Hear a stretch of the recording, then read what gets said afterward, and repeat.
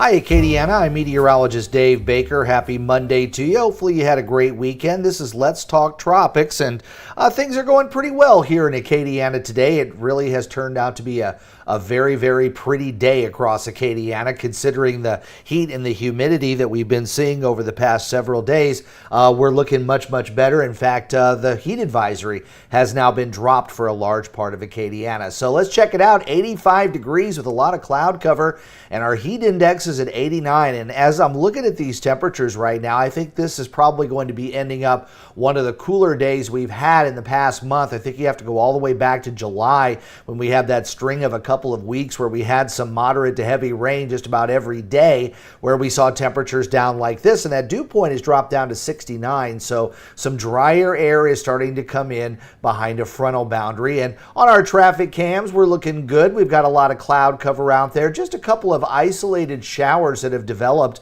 but really no big problems across Acadiana. And as we look at the radar, the bigger thunderstorms are in the offshore waters, while we still have a few light rain showers that are occurring here over the far western sections, just about from about Crowley to Jennings and Welsh. If you are traveling along I-10, you might run into a wet roadway there, at least briefly, where we're going to be seeing those showers kind of drifting off toward the south. Frontal boundary is actually off to our east, and a quick look at the Gulf of Mexico satellite is showing showers and thunderstorms. Our frontal boundary kind of like this and is moving off toward the south. So we're calling what this is kind of coming in from the northeast. So it's what we call a backdoor cold front. Even though most of the dry air is going to be staying off to the east, we are going to be getting a taste of it here in Acadiana as well. And the farther southwest you go, the warmer and humid things do become, but the immediate Acadiana area is going to be looking pretty good. And as far as the Gulf of Mexico, if you're working out there today, or if you're going to do some boating, the winds are going to be up just a little bit more than they have been over the past couple of days, but I still think the seas are going to be running about 1 to 3 feet, maybe 2 to 4 in our far southeastern waters where the frontal boundary is, and also where we've seen a bit more shower and thunderstorm activity. All in all, though, the tropics have remained pretty quiet, but there are some hints in the models that things are going to get active again as we start rolling into September. So let's just kind of go through the different satellites before we get into the individual models. We've got a tropical wave that is moving across the western part of the Caribbean. This is going to continue to move westward and bring some showers and some rain over parts of Nicaragua, Honduras, El Salvador, and eventually over toward Guatemala as well. And looking at the Caribbean satellite, again, very, very quiet. You've got your tropical wave that's moving onshore here, another very weak tropical wave that's moving across the central part of the Caribbean. But there's not a lot of convection associated with it, so we're not too concerned about that tropical wave either. Farther out in the Atlantic, we've got yet another tropical wave that's right about here. Again, there's some convection around it, but it doesn't look very interesting. And we've got a few more tropical waves that are going to work their way off the African continent here over the next several days, but I don't think it's going to be until maybe this weekend or early next week where we might have a chance for some development there over the far eastern portion of the Atlantic. So over here, things are going to stay quiet at least for the next couple of days, but there are some hints in the models that we might get some development there. Right now, I think most of the action will turn in that general direction, but there are some hints that there might be something in this particular area here about a week to 10 days down the road, according to most of the models.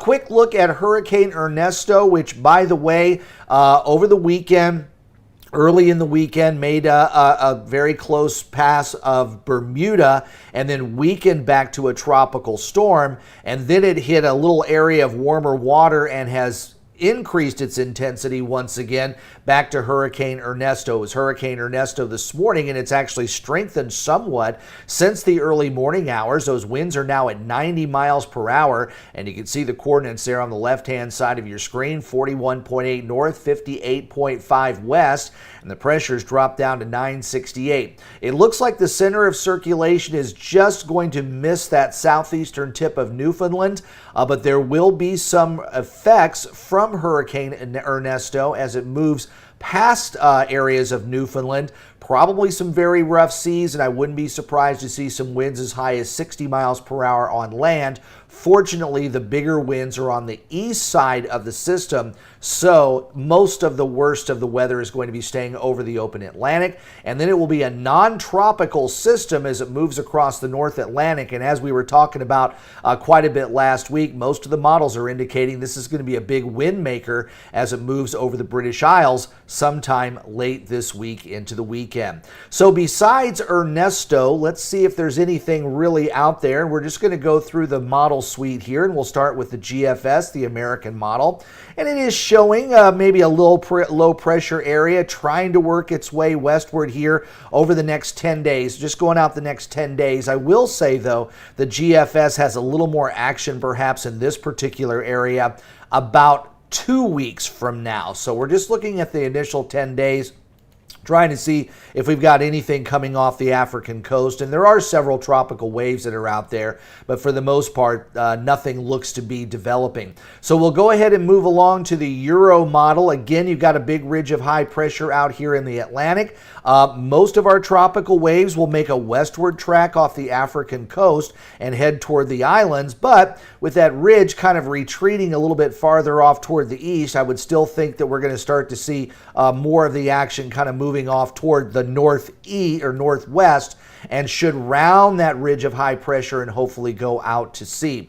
But there is a chance that we're going to see a little bit more of a pattern change that will start to bring some of these tropical waves a little bit farther to the south, and unfortunately that would be affecting us here along the Gulf Coast. Canadian model, also more of the same. You got some tropical waves trying to work their way off toward the west around a big ridge of high pressure that's out here in the Atlantic Ocean, but nothing seems to be wanting to develop, at least according to the models. You might have a little bit of a blip here, and then for a while there's a little bit of a blip here over the eastern part of the Gulf of Mexico, which probably is more likely what's left over from that frontal boundary that's bringing us the pleasant weather. There's that front right there on the Icon model kind of pushing off, and will we see anything fester? The Icon model was the first thing, the first model rather, that suggested perhaps some development here over the eastern part of the Gulf of Mexico.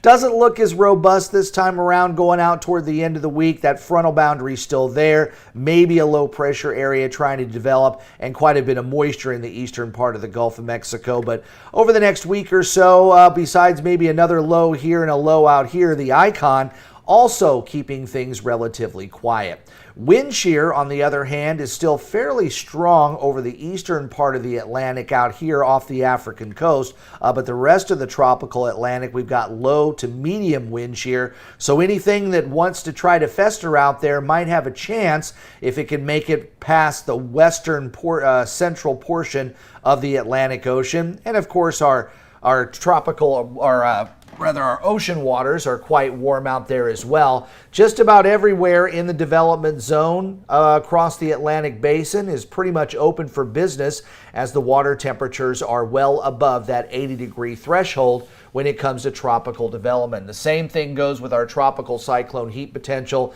This has not changed. It's been pretty much sky high over the western Atlantic and much of the Caribbean, and even out into the central part of the Atlantic. So again, if the wind shear stays low in this particular area here, let's say maybe a week to 10 days, we might be talking about a tropical wave working in this particular area, and could tap into some of that higher tropical cyclone heat potential and might have a chance for some extra development. So even though things are going to be staying relatively quiet over the next week to 10 days, remember we are going into September, and September usually throws several named storms at us across the Atlantic Basin. So now is the best time to get yourself prepared. These are just the basics. These are the things that you can do right now when there is nothing threatening, and most of the supplies that you see here on the list are available at the local stores, and you won't have to deal with any big crowds trying to rush to get some of these things. So maybe take one of the lines or two of the lines that you've got on here and try to get those things while things are nice and quiet, and that'll save you some headaches a little bit farther down the road. But we want everybody to be prepared, because even though things are quiet right now, Hurricane season has been known to turn on a dime, especially as you get to the end of August and the early part of September. Some of the biggest hurricanes we've ever seen in Louisiana have come sometime between today's date and through about the middle part of October. So we are in the middle part of the busiest time of our hurricane season. So now, even though you had since the early part of June to be prepared, now is the time to really start to get serious and make sure you're ready just in case anything comes along. Well, I hope you enjoy Let's Talk Tropics. If you do, please like this video and subscribe to my channel and turn on those notifications as well. That way you know when Let's Talk Tropics goes live on Tuesday or when Acadiana Weather Today, a morning forecast, drops sometime around 7:30 each weekday morning. I hope you have a great afternoon. Enjoy these slightly cooler temperatures, and remember that heat advisory has been dropped for most of Acadiana, as highs today should only manage their way into the lower 90s for daytime highs, and I'm really hoping that heat index stays below 100. Have a great day, and I will see you on Tuesday.